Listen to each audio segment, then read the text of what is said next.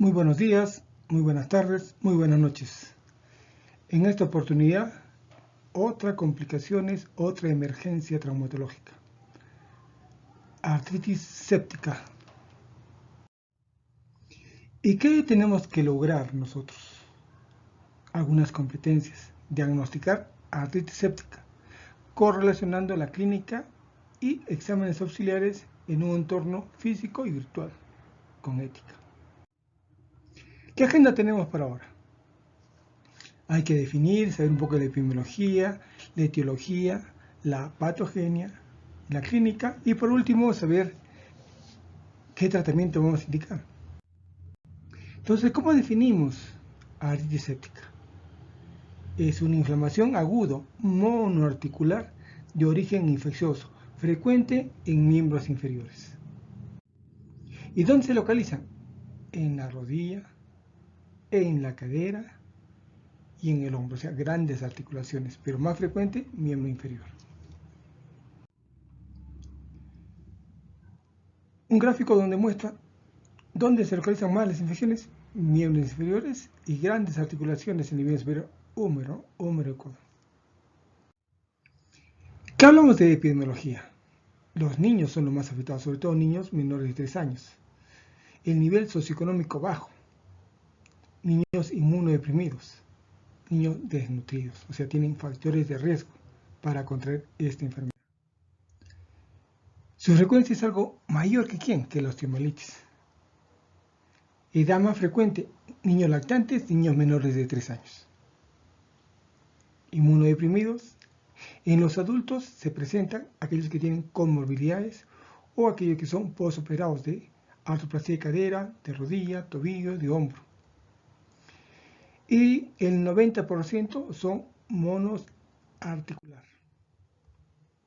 Entonces ya tenemos factores de riesgo mayores, mayor de 80 años de edad.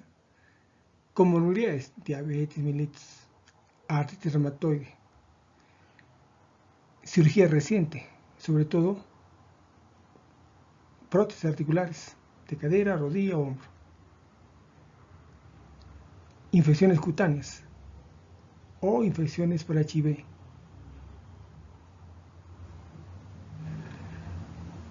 Las infecciones cutáneas generalmente se va acompañada, se incrementa a lesionar alguna prótesis articular e incrementa la susceptibilidad para una artritis séptica. Entonces vemos que lo que predispone a esto es la edad y alguna existencia de una comorbilidad, sobre todo alguna enfermedad articular o postoperado a nivel de alguna articulación. ¿Y cuál es la etiología frecuente? ¿Cuál es ese germen que ataca generalmente a todas las edades? Estafilococcus aureus. ¿Cuánto porcentaje? Al 80%. Entonces no solo es Staphylococcus aureus, es el mayor frecuencia, pero tenemos por ejemplo en lactantes menores de 0 a 2 meses Staphylococcus aureus, pero tenemos Streptococcus agalacti, Bacillus gram-negativos, la cándida. Niños de 2 a 5 años, ¿qué vamos a tener? Staphylococcus aureus, también Streptococcus pyogenes, Streptococcus pneumoniae, Klebsiella pneumoniae, Haemophilus influenza tipo B. Y niños mayores de 5 años, Staphylococcus aureus, Streptococcus pyogenes B y Neisseria gonorrhea. Entonces, como ustedes ven, el gen más frecuente, Staphylococcus aureus. Otros microorganismos, sí tenemos, ¿no? Factores de riesgos, las artritis. En recién nacidos, ¿qué organismos tenemos? La cándida. Viaje y contacto con enfermos, Mycobacterium tuberculosis. Exposición a garrapatas infectadas, Borrelia burgdorferi. Exposición a ratas, Streptobacillus spirillum minimus. Infecciones virales, rubiola, paravirus, B19, varicela, zóster, hepatitis. Y viajeros en zonas endémicas, como tenemos inmunodeprimidos e inmunocompetentes, tuberculosis, ¿no? Blastomisis. Entonces vemos que hay otro organismo, pero el más frecuente, tengamos en cuenta que es Streptococcus aureus. Entonces, ¿cuál es la vía? O sea, ¿por dónde se disemina esto? Tenemos 3 vías importantes.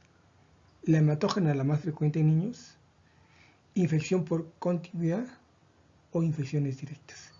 En cuanto a la infección por continuidad, tenemos compromiso de tejidos blandos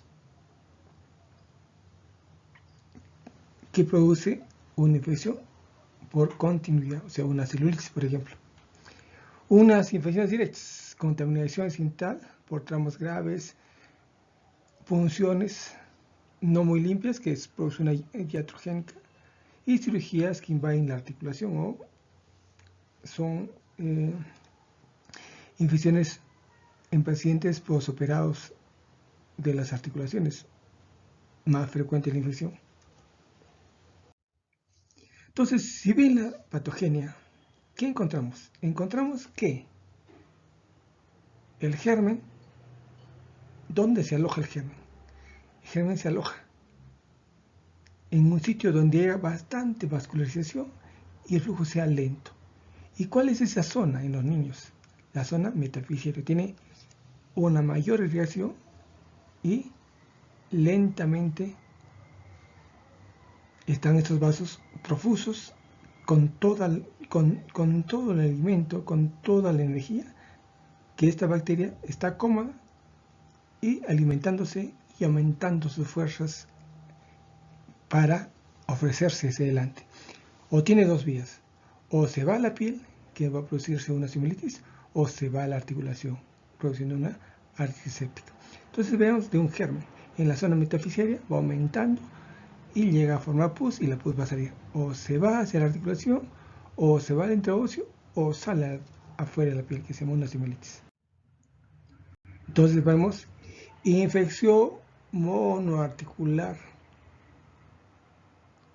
¿no?, en una sola articulación, en este caso la rodilla. Vemos los germes. Entonces, ¿cuál es el triángulo patogénico que mayormente produce esta lesión?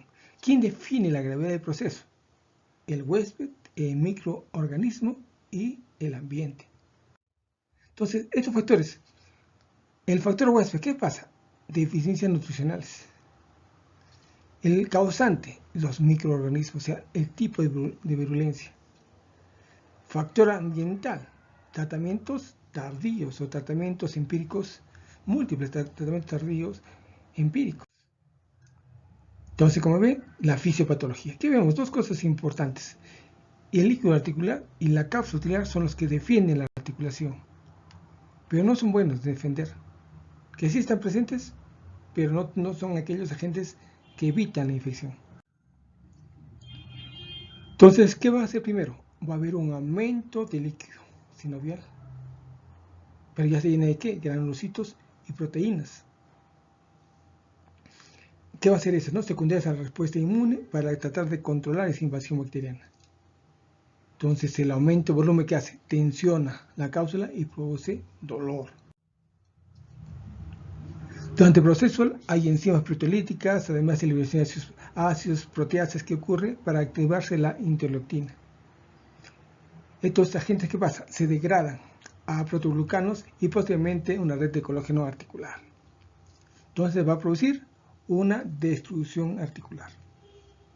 Mientras más joven, más lesión.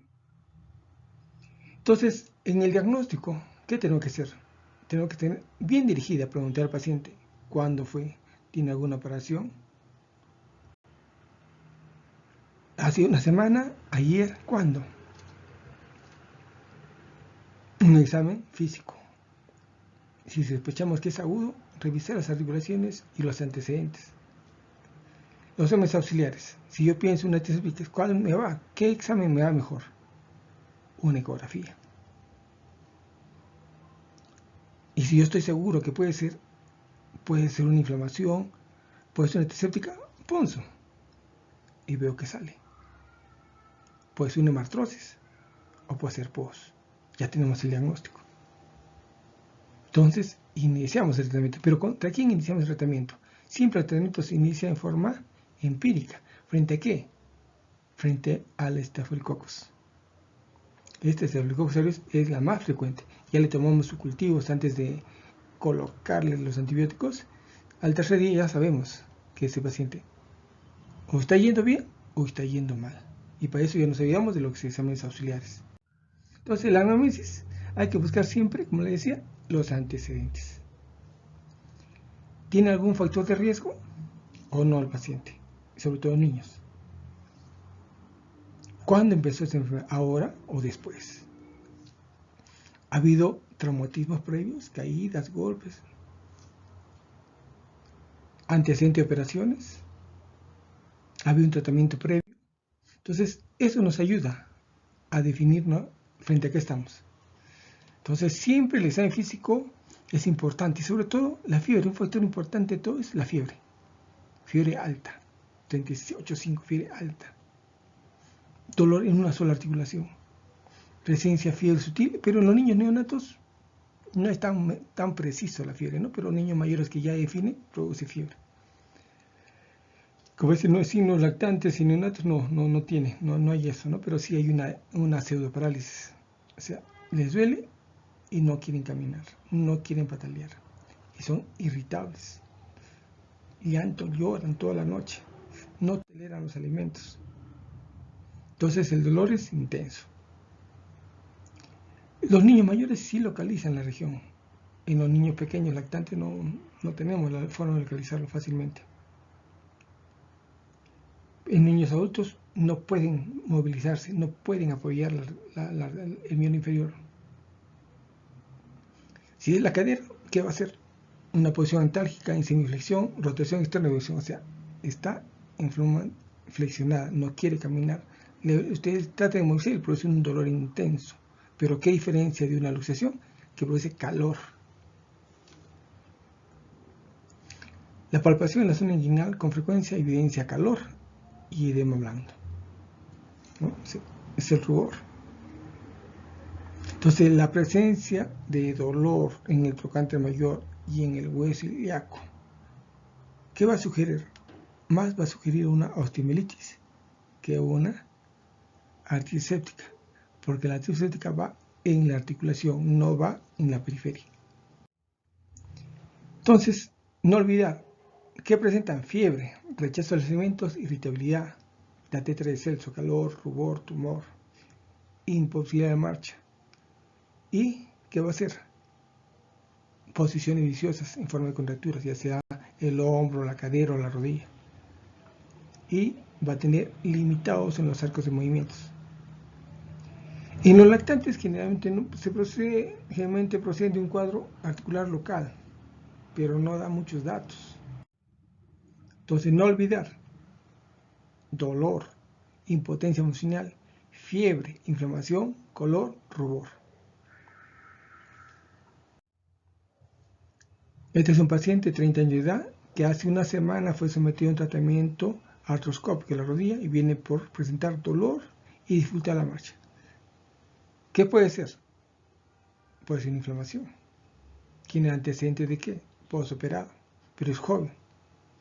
Hay que hacer una ecografía.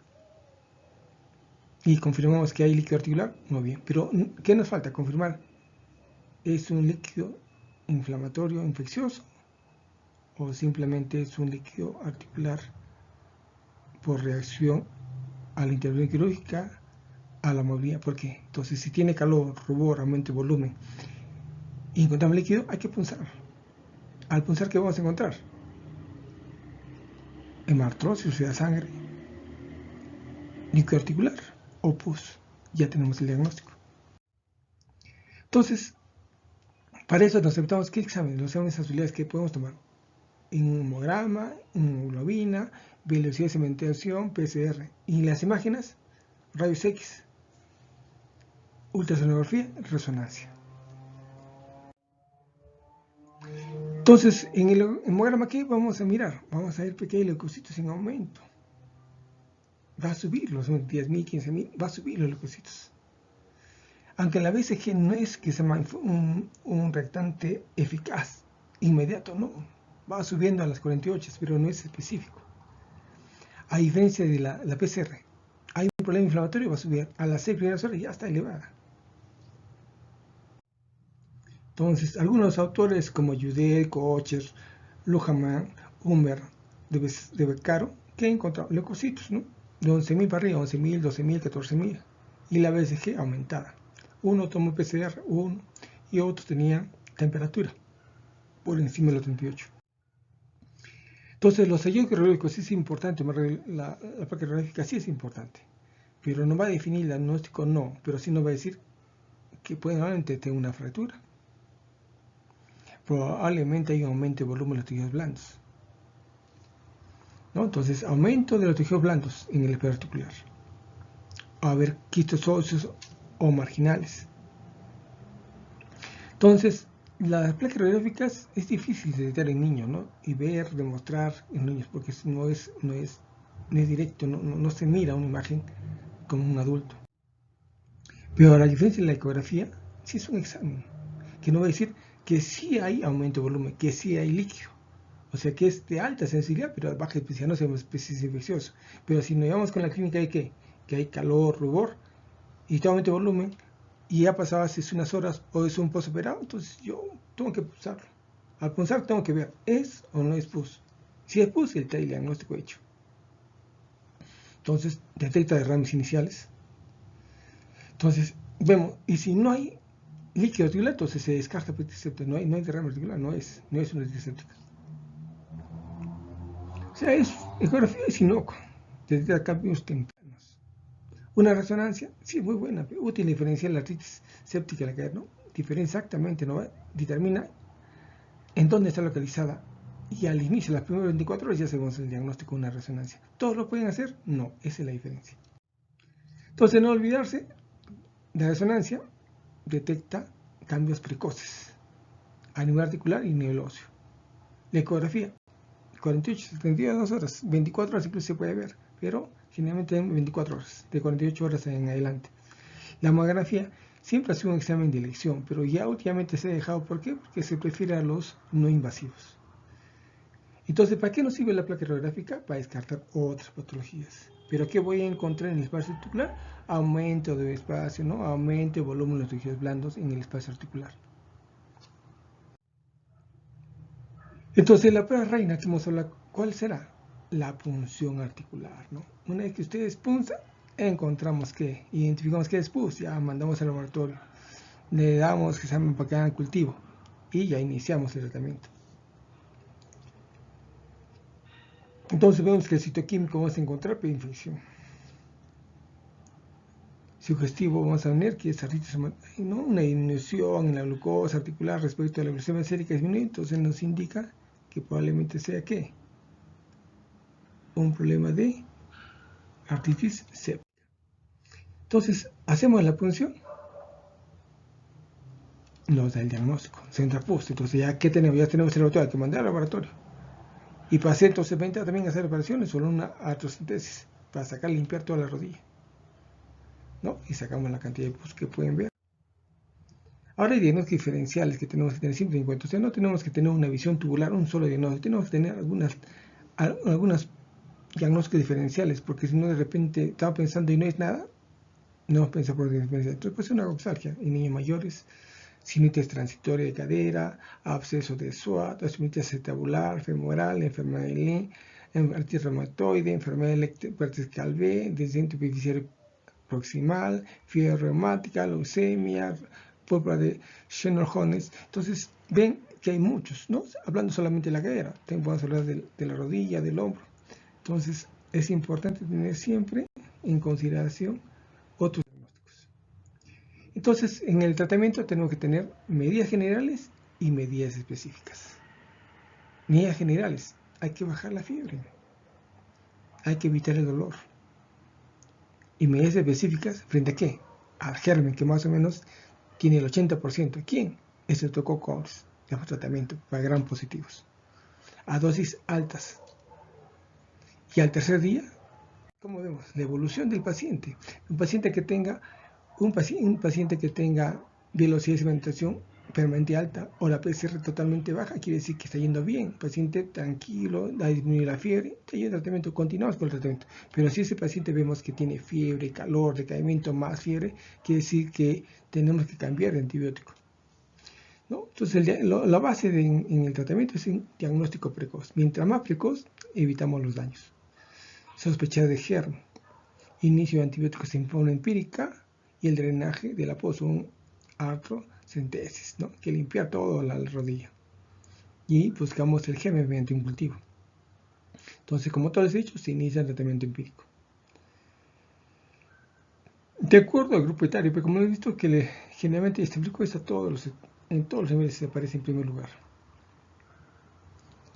Entonces nosotros podemos cubrir con para cubrir pastilococos tenemos la oxacilina asociada a un aminoglucósido.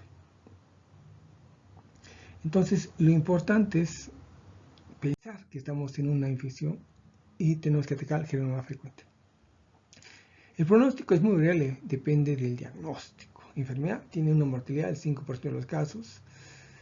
Hay malos resultados y secuelas frecuentes. Tasas de malos resultados funcionales oscilan entre el 11 al 50%, es alto, porque no nos damos cuenta a veces de esta infección. Está entre los ojos, pero estamos pensando que no nos va a tocar a nosotros la infección. Y está la infección frente a nosotros. Nos retrasamos en el tratamiento. Entonces, eso es una complicación para el paciente. Cuando se habla de malos resultados, 30% corresponden a secuelas leves, 50% a secuelas moderadas y graves. Entonces tenemos que tener para los factores los riesgos. ¿Qué factores son más importantes? La edad del paciente, duración de los síntomas, antes de iniciar el tratamiento. Si la gente es estafilococo, va a tener varias secuelas. Entonces tenemos que pensar qué gente nos puede pasar mayor daño, la edad del paciente y duración de los síntomas. Un paciente que viene con 5 horas, 6 horas, va a tener mejor pronóstico, pero si lo pensamos, porque si no lo pensamos que es una antiséptica, se nos pasa el diagnóstico. ¿Cuáles son las complicaciones? Osteomielitis, luxación, artrodesis, cojera, osteitis, septicemia, muerte del paciente. Finalmente, como todos los grupos míos, todos hacen un resumen en una sola hoja. Y este es un resumen que les presento de ejemplo para que continúen haciendo. ¿Cómo está la definición de artiséptica? La artritis es un proceso inflamatorio agudo de etiología infecciosa monoarticular. Afecta a la sinoide y produce destrucción del cartílago articular. Un retraso mayor a 48 horas en el diagnóstico y tratamiento produce daño permanente en la articulación. Es una urgencia traumatológica. Ahí está la clínica, los exámenes, el diagnóstico diferencial, la etiología, los riesgos, el tratamiento, evolución y indicaciones. Entonces, eso es lo que ustedes tienen que llevar a casa. No olvidarse que frente a nosotros se encuentra que el niño o el paciente no tenga graves secuelas.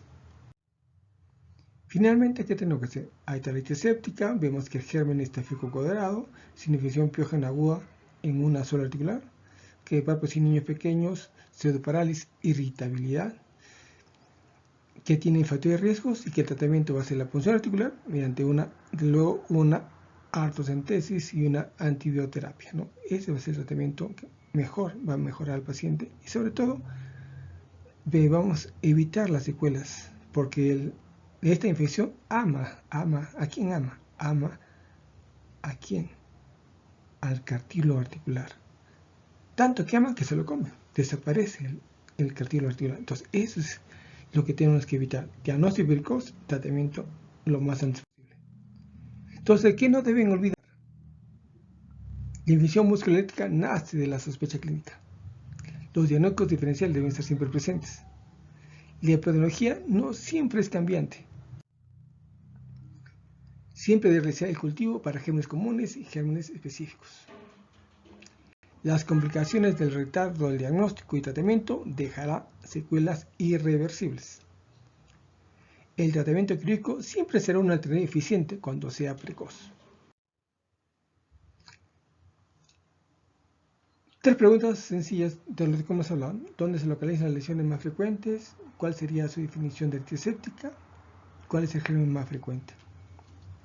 Entonces, con esto hemos terminado una revisión de una infección articular que para nosotros es una emergencia traumatológica. ¿Por qué? Porque le va a causar daños irreversibles al paciente si no le damos tratamiento lo más antes posible. Muchas gracias. Hasta otra oportunidad.